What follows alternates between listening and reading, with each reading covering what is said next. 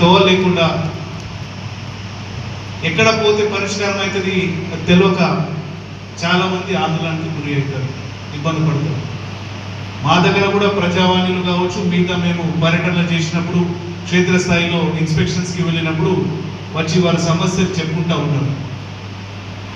గతంలో భూభారతి చట్టం వచ్చే క్రితం కంటే ముందు మనకి మీరు ఏమైనా దరఖాస్తు ఉంది, ఇబ్బంది ఉంది, ఓ ఎంఆర్ఓ గారికి ఇవ్వాలంటే ఎంఆర్ఓ గారు ఏమంటారు, అయ్యా ఇది నా స్థాయికి లేదు, ఇవన్నీ కలెక్టర్ గారి దగ్గర పోవాలి.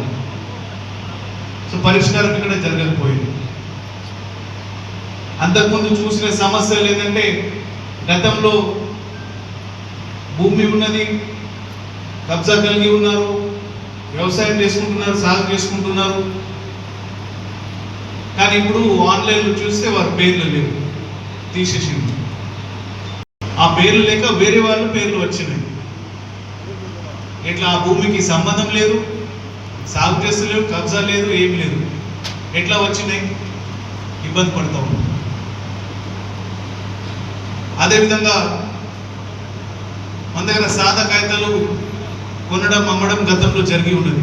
ఇప్పుడైతే అందరూ కొంచెం హుషారుగా మంచిగా రిజిస్ట్రేషన్ కాగితాలనే చేస్తారు, కానీ గతంలో అంత అవగాహన లేకపోయింది. సాదా కాగితాల్లో ప్రత్యేకంగా 2 రకాల సమస్యలు మనకు కనిపిస్తూ ఉన్నాయి. ఒకటి ఏంటంటే ప్రత్యేకంగా క్రమబద్ధీకరణ, రెగ్యులరైజేషన్ అంటాం దానికి.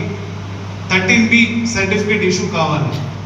13B ఇష్యూ అయింది అంటేనే అది క్రమబద్ధీకరం అయింది. దాని తర్వాతనే మనం లెక్కలు అంటే ఆర్ఓఆర్ కానీ మన రికార్డ్స్లో లెక్కలు హక్కుల జాబితాలో మనం అది పేరు లెక్కిస్తామని. కొంతమందికి 13B ఇష్యూ అయింది కానీ అమలు కాలేదు. కొంతమంది ఏమో సాదా కాగిత ఒప్పందం రాసుకున్నారు, అది ఇంకా అమలు కాని, రెగ్యులరైజేషన్ క్రమబద్ధీకరణ కాని సందర్భాలు కూడా ఉన్నాయి. సరే ఇప్పుడు చేసుకుంటాం అనుకుంటే గతంలో అవకాశం లేకుండేది, చట్టంలో ప్రొవిజన్ లేకుండేది. సుప్రీంకోర్టు దాని మీద స్టే ఇచ్చేసింది. 2014 2వ జూన్ తెలంగాణ రాష్ట్రం వచ్చే కన్నా ముందు ఒప్పందం రాసి ఉన్నారు.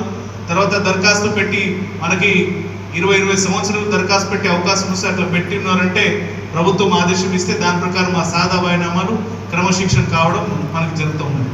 దాంట్లో ఇంకొక ఇష్యూ ఏంటంటే 13B ఇష్యూ అయినా కావచ్చు, లేదంటే సాదా బైనామాలు ఉంది కానీ రెగ్యులరైజేషన్ కానీ సందర్భం ఉండొచ్చు. దానివల్ల ఆన్లైన్లో దాన్ని రికార్డులో గతంలో వాళ్ళ పేర్లు రాలేవు, రికార్డు రాలేవారు. రాని వాళ్ళ కారణంలో ఏమవుతుంది, ఇబ్బంది అవుతూ ఉండదు. వేరే వాళ్ళు దాని మీద కళ్ళు పెట్టుతున్నారు, లేదంటే ఇబ్బంది అవుతూ ఉండదు. ఒక్కసారి ఖాయంగా పేరు వచ్చేస్తే ఇబ్బంది రాదు. సరే ఇది సాదా బైనామా. వేరే దాని గురించి చూస్తే గ్రామాల్లో గతంలో పేద మనుషులు రాను రోజుల్లో అన్ని భూములు మనం చేయలేం, పిల్లలు చదువుతున్నారు, వేరే హైదరాబాదు అక్కడక్కడ పనిచేస్తున్నారంటే చేసే వాళ్ళకి భూమి రాసి ఇచ్చిండు, కౌలు చేసే వాళ్ళకే రాసి ఇచ్చిండు, ఎంతో కొంత డబ్బు తీసుకొని.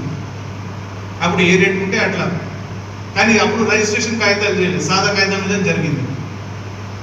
దానివల్ల ఏమైంది, మన వాళ్ళు ఏమంటారు, పెద్ద మనిషి మాకు ఇచ్చిండు, ఆయన కూడా ఉంటారు, వస్తే పోతే దండం కూడా పెడతారు ఆయనకి, ఒక భూమి ఇచ్చిండని సాగు చేసుకుంటారు.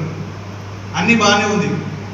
రాను రోజులు ఆ పెద్ద మంచిది వయసు అయిపోతుంది, కాలం అయింది అనుకోండి. తర్వాత కొడుకులు ఏం చేస్తారు, పాస్బుక్ తీస్తారు, మా నాన్నకి 50 ఎకరాల భూమి విరాసత్ పెట్టుకుంటారు. అయిపోయింది, ఇద్దరు ఉంటారు, 25, ఒకరికి ఇంకొకరికి 25. దానివల్ల ఏమవుతుంది, మన దగ్గర ఉన్న వాళ్ళు సాదా కాగితాలు తీసుకొని పాపం పెద్ద మంచి వాళ్ళకి ఇచ్చిన భూములు రాసి ఇచ్చినట్లు దానికి బదులు డబ్బులు తీసుకున్నారు. అంతా ఉండి మళ్ళీ ఇప్పుడు తగాదాలు పుడతాయి, గొడవలు పుడతాయి. సో ఇట్లా రెగ్యులరైజ్ కాక చాలామంది ఇబ్బంది పడుతూ ఉన్నారు. ఉన్న వాస్తవం మనం చూసిన సందర్భాలు చెప్తా ఉన్నాం. ఇట్లా జరగకూడదు కాబట్టి అంతకుముందు మా తహసీల్దార్ గారు కావచ్చు, ఆర్డీ గారు కావచ్చు, మా అడిషనల్ కలెక్టర్ గారు కావచ్చు, ఈ అవగాహన సదస్సులో అన్ని ఆ పీపీటీ పెట్టేసి, ఆ స్క్రీన్ పెట్టేసి మనకి అన్ని అంశాలు చెప్తా ఉన్నాం.